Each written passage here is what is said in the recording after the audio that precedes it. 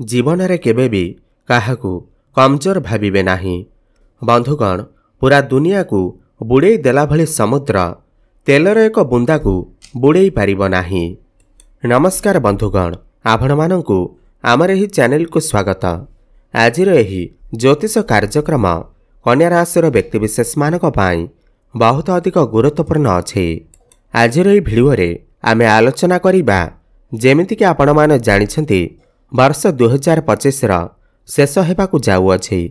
तो वर्ष 2025 शेष हेबा पूर्वरु आगामी 3 मास आपण मानकर जीवन रे कौन सबु बड़ परिवर्तन नहीं करे आसीबा। वर्ष 2025 अंतिम बा शेष 3 मास अक्टोबर, नवेम्बर एवं डिसेम्बर आपण मानकर जीवन रे कौन सबु बड़ परिवर्तन नहीं करे आसीबा। एही विषय रे आमे विस्तार भावरे आलोचना करिबा। काहेकि ना एही 3 मास मध्यरे बहुत बड़ बड़ ग्रह मानकर राशि परिवर्तन हेबाकू जाउछै। न्यायर देवता कर्म फलर दाता शनिदेव बकरी चलनरु मार्गी अवस्था को आसीबे, जहा आपणकर जीवन रे बहुत बड़ प्रभाव पड़िबा पई जाउअछि। एवं देवगुरु बृहस्पति जे कि समस्त ग्रह मानक मध्यरे सबुठारु शुभ ग्रह बृहस्पति मध्य महापरिवर्तन करिबे। मिथुन राशि बाहरी कर्कट राशि को चलन करिबे एवं बकरी होई करी पुणी थरे मिथुन राशि को चलन करिबे। एहा सहित राहु, केतु, सूर्य, बुध एवं शुक्र मंगल मध्य महापरिवर्तन करिबे, जहा फल आपणकर भाग्य गोटे नुआ मोड़ आसवाक जाउअछि। आपणकर जीवन रे महापरिवर्तन हेबाकू जाउअछि। तेबे आसंतु जानिबा आगामी 3 मास आपण मानकर जीवन रे कौन सबु परिवर्तन नहीं करे आसीबा। एहा पूर्वरु जदि आपणकर भी कन्या राशि हुई थाए एवं आपण भी ईश्वर को सच्चा हृदय रे भक्ति करुथांती, विश्वास करुथांती, तेबे एही भिडियोटी को लाइक करी कमेंट बॉक्स रे जय शनिदेव, जय माँ दुर्गा अवश्य लिखि दियंतु। बंधुगण, एही कार्यक्रम आपणकर जन्म राशि चंद्र राशि उपर आधारित। आपणकर प्रथम भाव रे सूर्य विराजमान अछंती, द्वितीय भाव रे मंगल एवं बुध विराजमान अछंती। आपणकर षष्ठ भाव रे राहु एवं सप्तम भाव रे शनि विराजमान अछंती। आपणकर दशम भाव रे देवगुरु बृहस्पति विराजमान अछंती एवं द्वादश भाव रे शुक्र एवं केतु विराजमान अछंती। यह हेउछि अक्टोबर मासर चार्ट। सबुठु प्रथमे आपणकर राशिर स्वामी बुधंक ठारू आरंभ करिबा एवं बुध आपणकर द्वितीय भाव रे विराजमान अछंती। 24 अक्टोबर नहीं करी 22 नवेम्बर पर्यंत बुध आपणकर तृतीय भाव को चलन करिबे। पुणी बकरी होई करी आपणकर द्वितीय भाव को चलन करिबे। केवल 24 अक्टोबर नहीं करी 22 नवेम्बर पर्यंत जेतेबेले बुध आपणकर तृतीय भाव रे रहिबे तो सेतेबेले टिके समस्या देखा देई पारे। आपणकर ओभर थिंकिंग भली समस्या देखा देई पारे। किछि कथा नथिबा आपण बहुत अधिक भाबिबाकू लागिबे। अननेसेसरी खर्च मध्य आपणकर होई पारे। आपणकर टिके स्किन रिलेटेड समस्या, त्वचा संबंधित समस्या, इन्फेक्शन, एलर्जी एही भली समस्या टिके देखा देई पारे। थंडा काश कफ भली समस्या टिके देखा देई पारे। 22 नवेम्बर परे जेतेबेले बुध पुणी थरे बकरी होई करी आपणकर द्वितीय भाव को चलन करिबे तो यही समय आपणक पाई बहुत ही भल रहिबा। आपणकर बाणी रे मधुरता आसीबा। आपणकर कम्युनिकेशन स्किल बहुत भल रहिबा।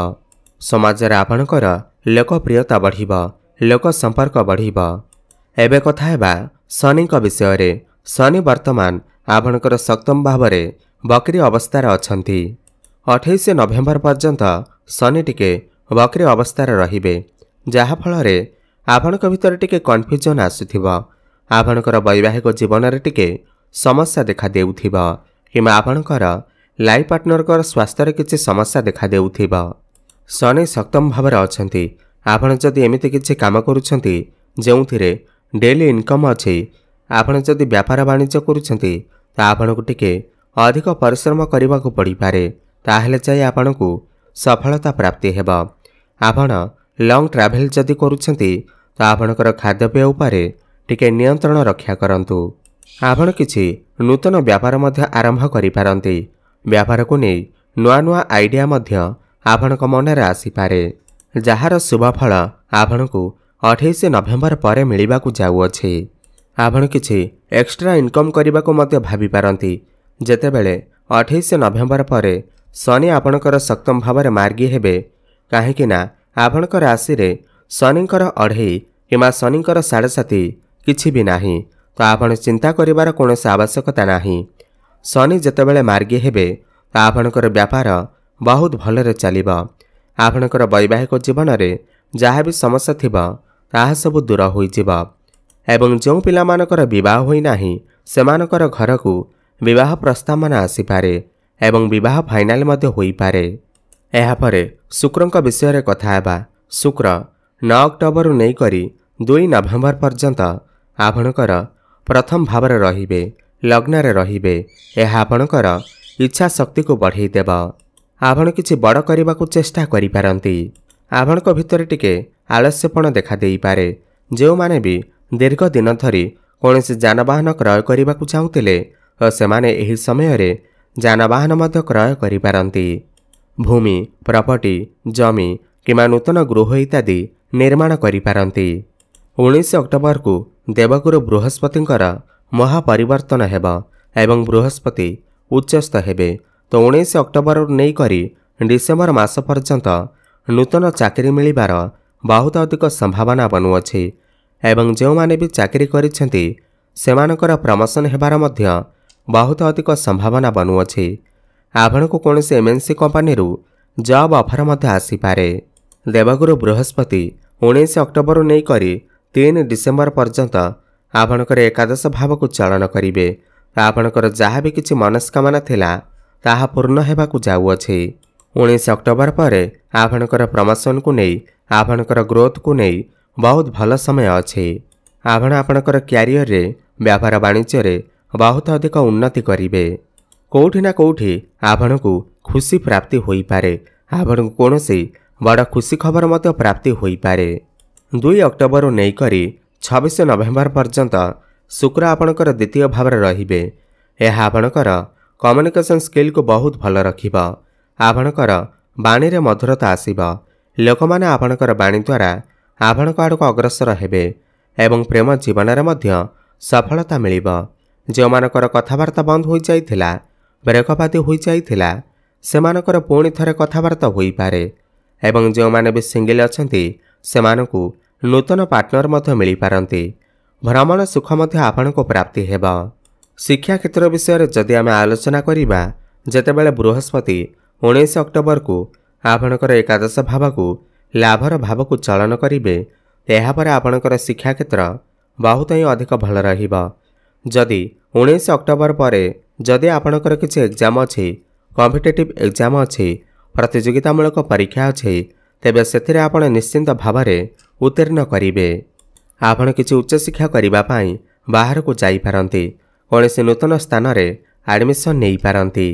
19 अक्टोबर पर आपण आपणकर पाठपढ़ारे किछि ना किछि बड़ परिवर्तन करि पारंती। आपणकर मन पाठपढ़ारे लागिबा। आपणक भितरे ज्ञान एवं बुद्धि बढ़िबा। 16 नवेम्बर नहीं करी 16 डिसेम्बर पर्यंत सूर्य आपणकर तृतीय भाव रहिबे।